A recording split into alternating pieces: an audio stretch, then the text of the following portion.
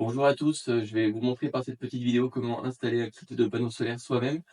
C'est pas très compliqué, moi je le fais tout seul, je vais juste me faire aider pour monter les panneaux solaires parce qu'ils font quand même 25 kilos et ils sont un peu encombrants donc ça serait dommage de les casser en les montant sur le toit. Mais sinon ça peut se faire tout seul. Heu, donc voilà, donc c'est 8 panneaux solaires de la marque Duracell en 425 watts. J'ai pris des micro-onduleurs de la marque Enphase, ce sont des IQ8 AC. Le kit, il comprend des connectiques qui permettent de raccorder les micro-réguleurs au câble. J'ai sélectionné un câble en 3G4 qui est un peu plus gros que les câbles de base qui sont des 3G2.5 que je trouve un peu sous-dimensionné. Si demain les panneaux devaient monter en puissance, ça me permettrait d'avoir un câble sur le toit déjà à la bonne section. Ça comprend également un câble doté en 6 mm² pour raccorder à chaque rail, qui permet de garantir l'équipotentialité.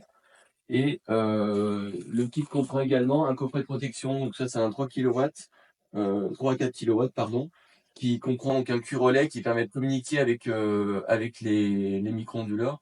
Et je vous montrerai plus tard, j'ai déjà la passerelle de supervision qui est installée, parce que j'ai une première installation qui fonctionne déjà, donc je vais tout raccorder sur la passerelle et je vous expliquerai aussi les branchements.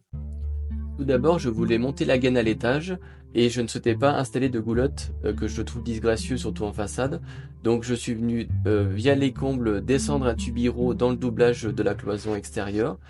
De l'autre côté, j'ai pu casser le moellon et retrouver ce tubiro et je suis venu passer mon passe-fil ainsi après avoir fait une épissure sur le câble afin que je puisse remonter via le tubiro dans les combles la gaine et son câble. On voit donc apparaître le tubiro dans les combles avec le passe-fil. Et l'avantage du tubiro, c'est comme il est souple, ça lui permet d'être plié et de suivre le rampant du toit sans abîmer le film sous toiture. On voit ici donc la gaine qui a pu être tirée, que je vais accrocher dans la charpente avec des fils de fer afin qu'elle ne traîne pas dans l'isolant. Nous voici donc sur le toit. J'ai sorti les deux gaines via des tuiles à douille, vu qu'il y aura deux pans de toit qui seront installés. Au préalable, j'avais soulevé les tuiles pour faire mes repérages, savoir à peu près où allaient s'arrêter mes panneaux et où étaient les chevrons. Donc j'ai fait un repérage sur chaque tuile concernée. J'ai noté les jonctions entre deux panneaux et ce qui va me permettre de soulever les tuiles plus facilement. Donc là, voilà comme une astuce pour soulever les tuiles. Donc je passe le pied sous la tuile du bas et je mets des deux mains donc pour aller chercher la tuile à retourner, que je positionne directement dans le but de disquer donc l'anti-goutte avec la meuleuse. Et donc là il y a le chevron qui apparaît. Il existe donc deux types de supports pour fixer les rails. Dans le cas présent, on ne voit pas le chevron, donc je vais être contraint de me servir de ce support de chez SDEC qui vient serrer la tuile contre le lito avec une petite entretoise en caoutchouc qui évite qu'il y ait un appui sur la tuile et que ça éventuellement ça puisse la casser. Donc il se fixe comme ceci en serrant. Et dans les autres cas, quand on voit un chevron, je me sers de ce support là avec une platine qui nécessite de faire un pré-trou et de fixer avec des vis de 8 cm par 8 mm d'épaisseur.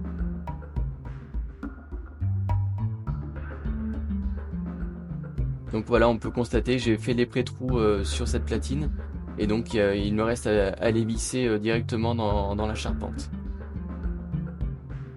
Ensuite, donc dans le cas présent, j'ai pu me déporter grâce à la largeur de la platine. Et donc ensuite, il faut visser le support pour qu'il soit stable.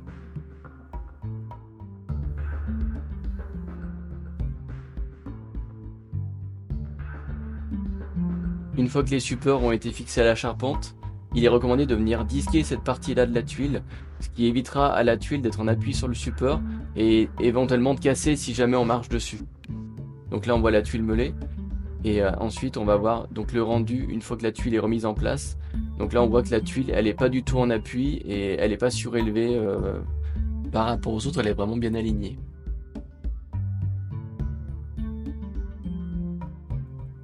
L'étape suivante consiste à positionner les rails directement sur les supports. Au préalable, il faut dévisser ces vis-là sur les supports, ce qui permet aux supports de pouvoir monter et descendre et ce qui va faciliter le clipsage des rails sur les supports. Petite astuce pour l'alignement des rails, moi je me sers d'une règle de maçon. Donc en fait il suffit, une fois qu'ils sont positionnés, d'aller clipser le rail directement sur le support de la sorte. Et si vous n'y arrivez pas, il suffit de prendre un tournevis plat et de venir appuyer à cet endroit là sur le rail et il se clipse tout seul. Une fois les rails fixés, on vient positionner le micro-onduleur avec ses supports. Donc il suffit de présenter le micro-onduleur et de le fixer directement sur le support. Il y a un anti-retour qui permet éventuellement d'enlever l'onduleur. Et ensuite, bien, on branche la connectique, sachant qu'il n'y a pas de sens, donc on ne peut pas se tromper. Il suffit juste d'enfoncer et d'entendre le clic et le micro-onduleur est branché. Le câble de branchement des micro-onduleurs doit être raccordé avec des raccords étanches au câble qui arrive du tableau électrique. Donc on se sert de ces raccords où il suffit de brancher phase et neutre des deux côtés. Ensuite on vient clipser cette petite partie. Il y a un joint d'étanchéité qui se met au bout du raccord. Et ensuite il n'y a plus qu'à serrer de la sorte. On fait de même des deux côtés. Et ensuite il n'y a plus qu'à les emboîter. Il y a une bague qui se tourne sur la droite avec un petit clic qui informe que le raccord est fermé.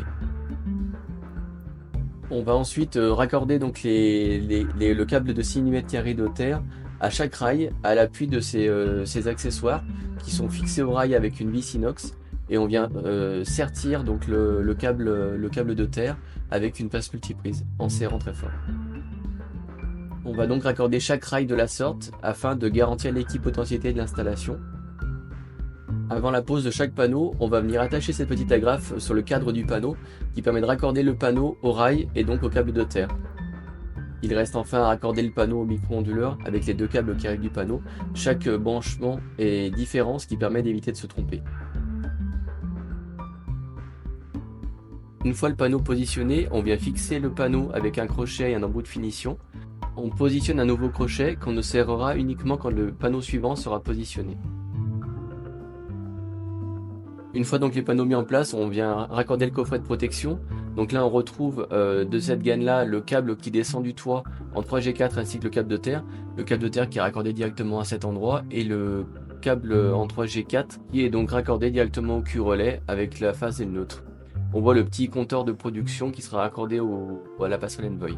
Comme mon installation comporte deux types de micro-onduleurs, j'ai dû rajouter une passerelle Envoy qui me permet de manager mes IQ8AC, sachant que mon ancienne passerelle Envoy Methread communique avec les IQ7. Cela va juste nécessiter la création de deux systèmes sur l'application Toolkit et sur l'application Enlighted. Pour ce qui est du branchement du coffret de protection, donc je suis venu mettre le tore de mesure sur la face, comme je l'ai dit tout à l'heure, il y a un sens.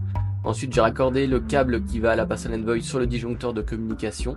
Et enfin, je suis venu raccorder le câble qui va directement au tableau électrique en 3G4 sur ce raccord-là. Et on passe donc dans la gaine le câble qui va au tableau, le câble de terre et le câble du tore de mesure qui va directement à la passerelle Envoy.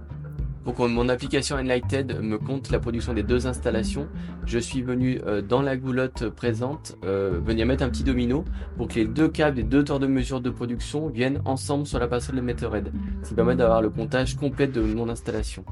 Au niveau du tableau électrique de la maison, je suis venu raccorder donc le câble de terre sur la terre de la maison et j'ai installé un disjoncteur différentiel de 30 mA et chaque installation de panneau solaire a son disjoncteur, ce qui permet de couper au tableau à tout moment. L'installation électrique est à présent terminée. Petite particularité, comme j'ai deux passerelles de supervision Envoy, j'ai dû installer des anneaux de ferrite en sortie de coffret électrique en direction du tableau électrique, une ici, une autre dans la goulotte pour l'autre installation, qui me permet d'isoler chaque réseau CPL et ainsi d'éviter les interférences entre les installations. Il reste à présent à paramétrer les micro-onduleurs avec l'application Toolkit. Je vous renvoie vers les tutos de chez Enphase qui sont assez bien faits pour pouvoir le faire. Si vous avez d'autres questions techniques sur l'installation, je reste à votre disposition et j'essaierai d'y répondre dans la mesure de mes capacités. Il me reste enfin à vous remercier d'avoir visionné cette vidéo. J'espère que cela vous aura donné envie d'installer vous-même vos panneaux solaires, ce qui permet de faire une substantielle économie et d'amortir plus rapidement son installation. Merci à vous.